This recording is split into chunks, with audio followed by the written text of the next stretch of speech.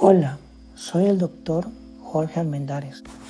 Bienvenidos a la segunda clase de neuroradiología dedicada a la enfermedad cerebrovascular. Recorreremos la anatomía vascular del cerebro, el evento hemorrágico, el evento isquémico y la isquemia cerebral transitoria, correlacionando siempre la clínica con la imagen. Estos son los objetivos de aprendizaje. Primero, repasar la anatomía vascular cerebral, la circulación anterior y posterior, los segmentos de la carótida interna y el polígono de Willis.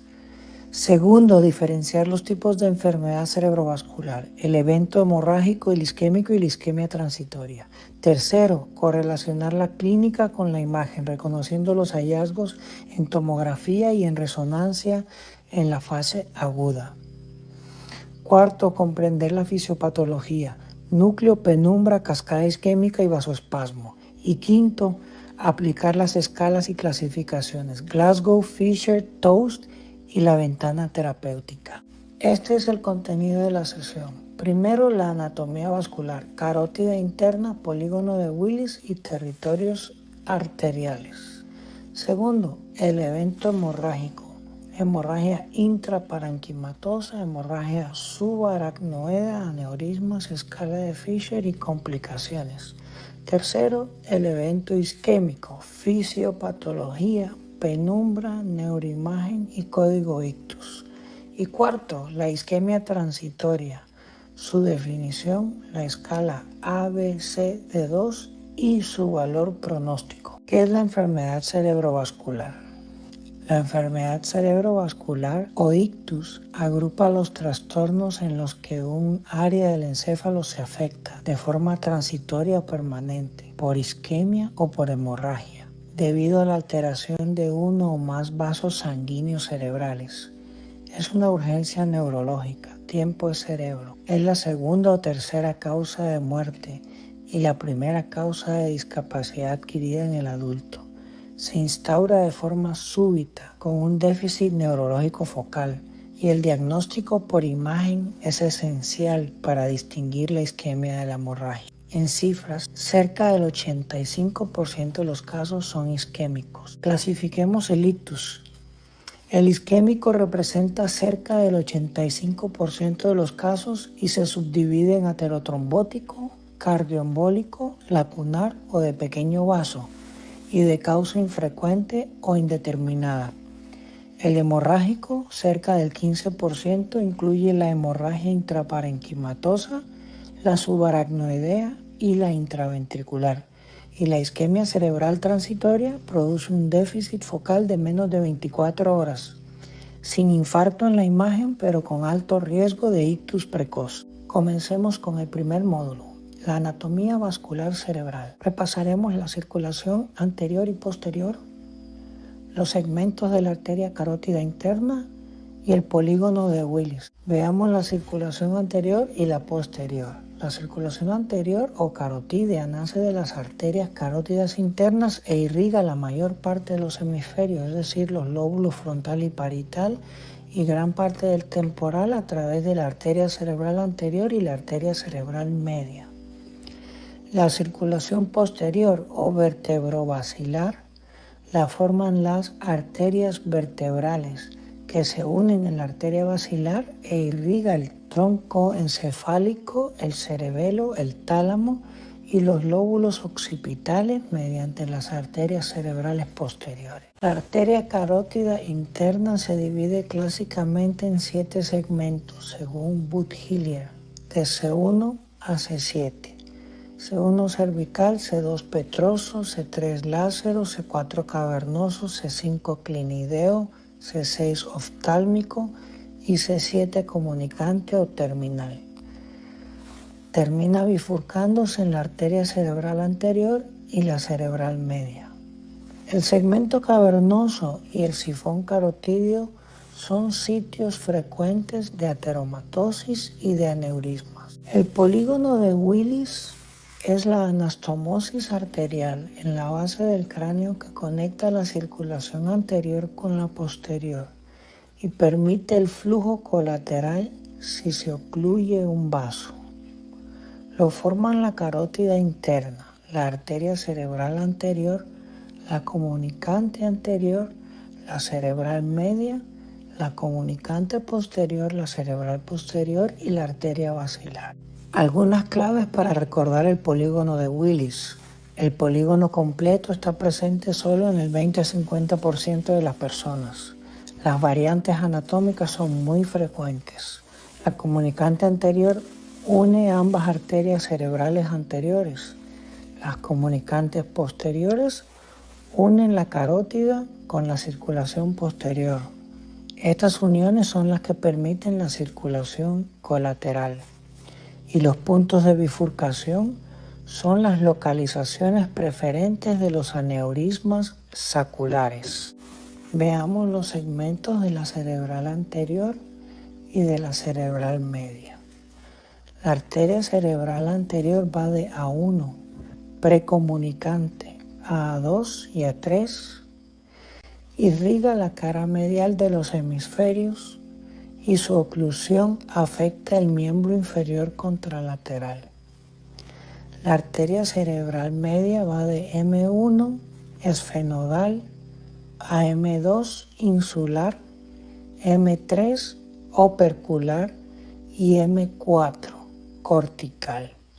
Es el territorio más frecuentemente infartado y afecta la cara, el brazo y el lenguaje. Aquí tienes un video complementario sobre el polígono de Willis, con una animación en 3 dimensiones. En él se muestra el origen de la circulación arterial intracraneal a partir de la carótida interna, el recorrido y las ramas que forman el círculo arterial y la función de las arterias comunicantes como vía colateral. Te invito a revisarlo para reforzar la anatomía. Entremos en el segundo módulo, el ictus hemorrágico. Veremos sus causas: la hemorragia intraparenquimatosa, los aneurismas, la hemorragia subaracnoidea y la escala de Fisher. El evento hemorrágico es la extravasación de sangre hacia el parénquima o hacia los espacios que rodean el encéfalo. Representa alrededor del 15% de todos los ictus, pero con mayor mortalidad. Suele producirse por encima de los 55 años. En niños es raro, cerca del 2%, y suele asociarse a malformaciones. La tomografía simple es la prueba inicial de elección, porque la sangre aguda es hiperdensa. Hay 2 grandes tipos: la hemorragia intraparenquimatosa, sangrado dentro del tejido cerebral, cuya causa más frecuente es la hipertensión arterial, y la hemorragia subaracnoidea, con sangre en el espacio subaracnoideo. Repasemos la etiología y los factores de riesgo. La hipertensión arterial es la causa más frecuente de hemorragia intraparenquimatosa no traumática. Los aneurismas, dilataciones vasculares cuya rotura causa la mayoría de las hemorragias subaracnoideas. Las malformaciones arteriovenosas, conexiones anómalas entre arteria y vena, causa importante en los jóvenes. La angiopatía amiloide, que da hemorragias lobares recurrentes en el anciano. Los anticoagulantes y las discrasias, que aumentan el riesgo y la extensión del sangrado. Y el abuso de drogas como la cocaína y los simpaticomiméticos por los picos hipertensivos. Profundicemos en la hemorragia intraparenquimatosa. La hipertensión crónica daña las arterias perforantes profundas, formando los microaneurismas de Charcot-Bouchard. Las localizaciones típicas hipertensivas son el putamen y los ganglios basales. La más frecuente, el tálamo, la protuberancia o puente y los hemisferios cerebelosos. Las hemorragias lobares en el anciano sugieren angiopatía amiloide. Entre sus consecuencias están la destrucción directa del tejido, el desplazamiento de estructuras con efecto de masa, la formación de hernias cerebrales, la isquemia secundaria por compresión y la posible apertura al sistema ventricular. Los aneurismas cerebrales son dilataciones anómalas de la pared de los vasos, típicamente saculares, en valla. Se localizan en las bifurcaciones del polígono de Willis y son más frecuentes en la comunicante anterior y en la cerebral media. Su rotura produce la hemorragia subaracnoidea aneurismática. Entre sus factores de riesgo están la hipertensión, el tabaquismo, la historia familiar y la poliquistosis renal. Veamos la hemorragia subaracnoidea. Se define como el sangrado entre la aracnoides y la pía madre hacia el espacio subaracnoideo y se produce típicamente por la rotura de un aneurisma sacular. Su clínica es una cefalea súbita e intensísima, la peor de la vida, en trueno con rigidez de nuca, náuseas, fotofobia y alteración de la conciencia. El diagnóstico es la tomografía simple urgente, de máxima sensibilidad en las primeras horas. Si es negativa con alta sospecha, se recurre a la punción lumbar o a la angiotomografía. Sus complicaciones clave son el resangrado, con máximo riesgo en las primeras 24 horas, y el vasoespasmo entre los días 4 y 14, que causa isquemia. Aquí tienes un video complementario que explica con claridad la hemorragia subaracnoidea. Aborda su definición y clasificación, las etiologías como los aneurismas y otras causas, los factores de riesgo, la presentación clínica y las bases del diagnóstico por imagen y del manejo. Recordemos las formas de presentación de la hemorragia. Primero, la hemorragia subaracnoidea, con sangre en el espacio subaracnoideo, por rotura aneurismática y cefalea en trueno. Segundo, el hematoma intraparenquimatoso, con sangre dentro del tejido cerebral de origen hipertensivo o amiloide. Y tercero, la hemorragia intraventricular, con sangre en los ventrículos, con riesgo de hidrocefalia aguda y mal pronóstico. Valoremos el estado neurológico con la escala de coma de Glasgow, que evalúa el nivel de conciencia. Suma 3 respuestas: la ocular de 1 a 4, la verbal de 1 a 5 y la motora de 1 a 6. La puntuación total va de 3, profundo, a 15, normal. Un valor de 8 o menos indica coma y suele requerir protección de la vía aérea. Es clave en la valoración inicial y en el seguimiento del paciente con ictus o con trauma craneal. La escala de Fisher predice el riesgo de vasoespasmo cerebral tras una hemorragia subaracnoidea según el patrón de sangre visible en la tomografía inicial y asigna un grado de 1 a 4. El grado 1 no se detecta sangre. El grado 2, capas difusas o verticales de menos de 1 milímetro de grosor. El grado 3, coágulo localizado o capa vertical de más de 1 milímetro. Y el grado 4, coágulo intracerebral o intraventricular, con hemorragia subaracnoidea difusa o sin ella. Correlacionemos la escala de Fisher con la tomografía. Los grados 1 y 2, sin sangre o con capas finas de menos de 1 milímetro. El grado 3, una capa o coágulo vertical de más de 1 milímetro. Y el grado 4, un coágulo intracerebral o intraventricular. Veamos la neuroimagen en el ictus hemorrágico. La tomografía simple es la primera línea. La sangre aguda es hiperdensa, brillante. Es rápida, disponible y muy sensible, y define la localización, el volumen y la extensión ventricular. La angiotomografía y la angiografía identifican la fuente del sangrado como un aneurisma o una malformación. El signo de la mancha o spot sign en la angiotomografía predice el crecimiento del hematoma. y la arteriografía es el patrón de referencia para los aneurismas.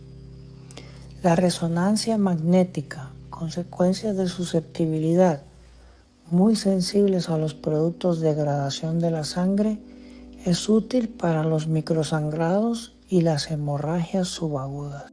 Pasemos al tercer módulo, el ictus isquémico. Estudiaremos la fisiopatología, el núcleo y la penumbra, la clasificación TOAST, la neuroimagen y el código ictus. El evento isquémico es el efecto de la ausencia de irrigación de una región del cerebro, determinada por el territorio de una arteria concreta.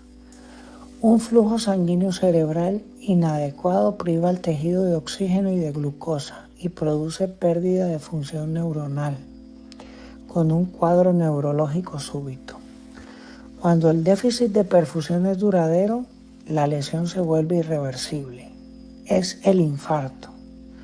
El pronóstico depende de la rapidez con que se restablezca el flujo. Tiempo es cerebro. Se pierden cerca de 1.900.000 neuronas por minuto. Hablemos del flujo sanguíneo cerebral y de la ventana terapéutica. El flujo sanguíneo cerebral normal es de 50 a 55 mililitros por 100 gramos por minuto. La ventana de oportunidad para revertir los síntomas depende del grado de descenso del flujo. Un déficit severo por debajo de 10 mililitros por 100 gramos por minuto produce infarto en pocos minutos. La isquemia moderada de 20 a 25 mililitros por 100 gramos por minuto puede ser reversible solo durante unas horas, la ventana terapéutica. La idea central: cuanto más baja es la perfusión, más corto es el tiempo antes de que el tejido muera. Y la penumbra es tejido recuperable si se reperfunde a tiempo. Distingamos el núcleo isquémico de la penumbra. Cuando ocurre un evento tromboembólico, la reducción del flujo no es uniforme y se distingue en dos zonas. El núcleo o core es la región central, con flujo muy bajo. Produce una afectación tisular rápida e irreversible. Es el infarto establecido y no se recupera aunque se restablezca el flujo.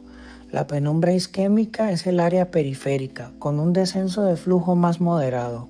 La muerte celular es más lenta y es tejido recuperable, que evoluciona a infarto si no se reperfunde. La penumbra es la diana del tratamiento. Veamos la cascada isquémica y el edema. En los primeros minutos, la isquemia produce depresión del ATP intracelular. Sin ATP no se mantiene el potencial de membrana y la célula se despolariza. Entra agua a la célula. Es el edema citotóxico precoz.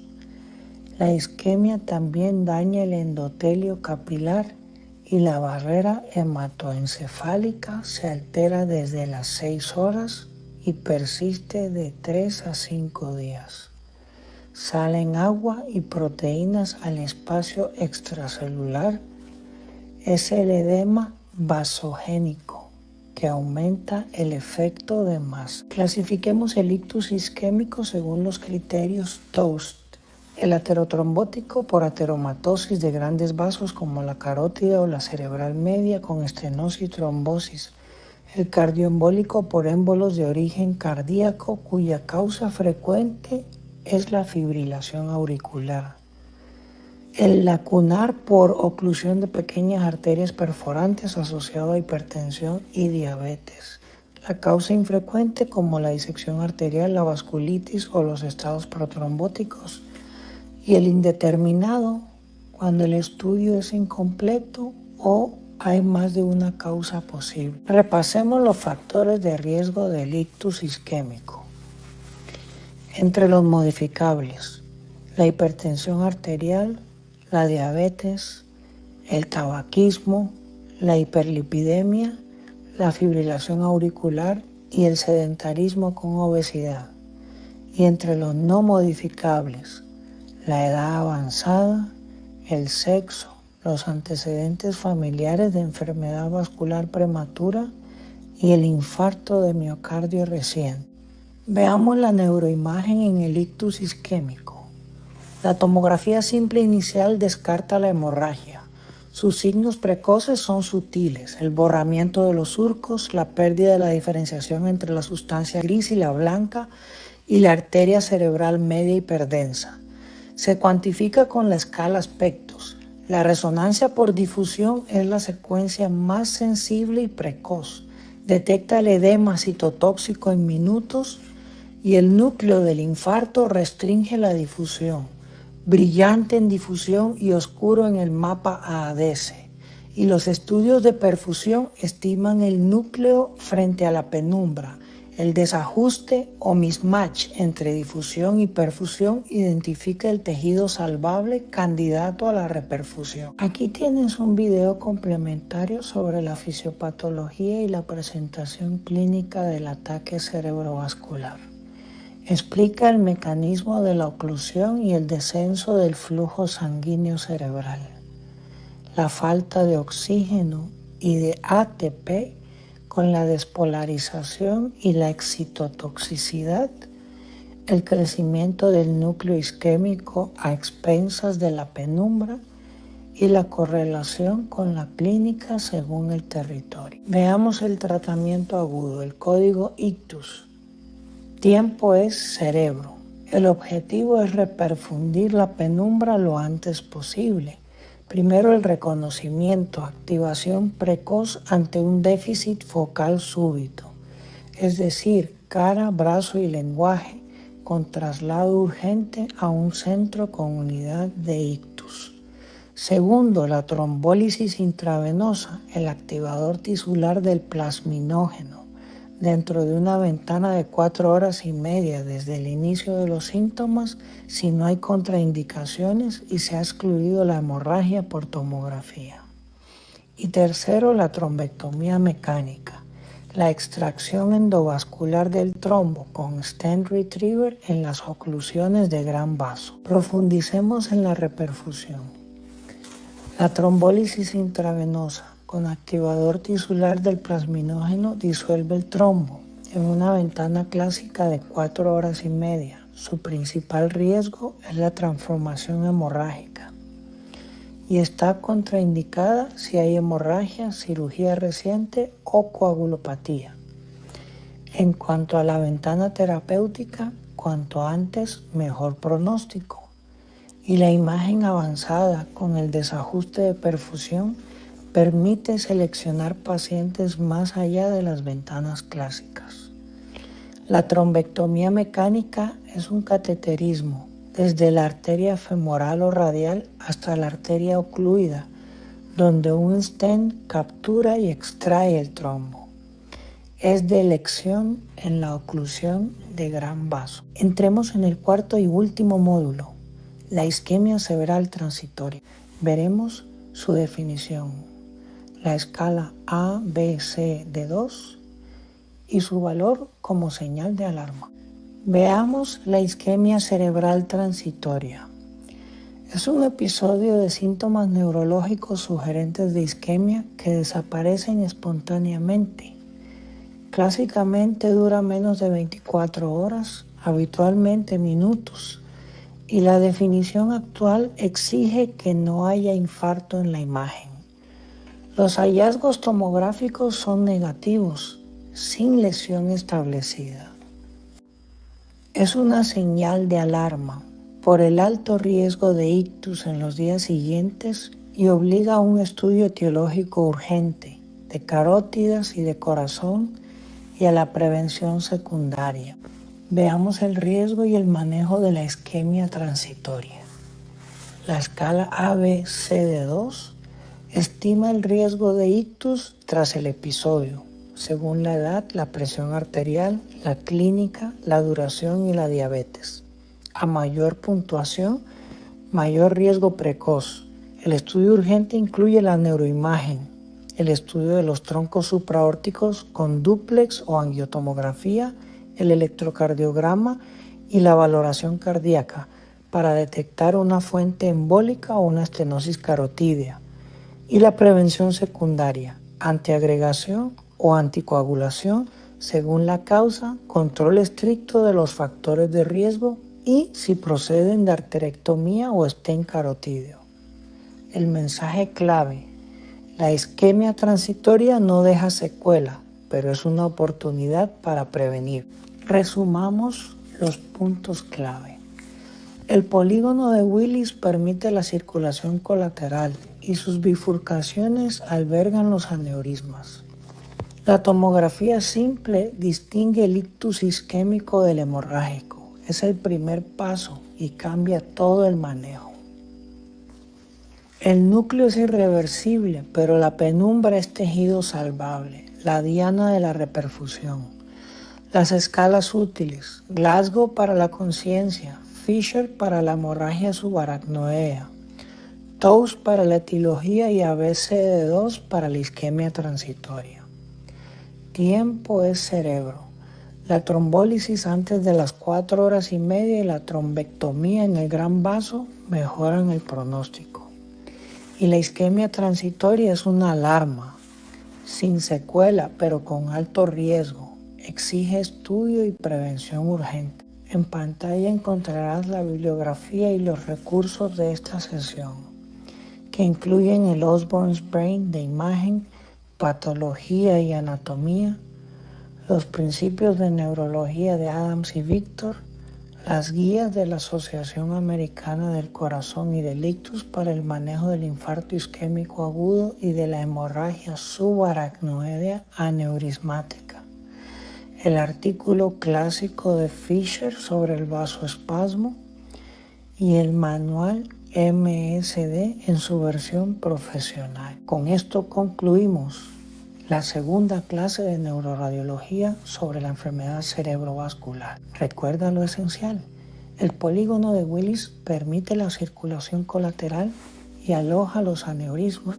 La tomografía simple distingue el ictus isquémico del hemorrágico y es el primer paso. La penumbra es tejido salvable, la diana de la reperfusión, y tiempo es cerebro, porque la trombólisis antes de las 4 horas y media y la trombectomía en el gran vaso mejoran el pronóstico. Gracias por acompañarnos.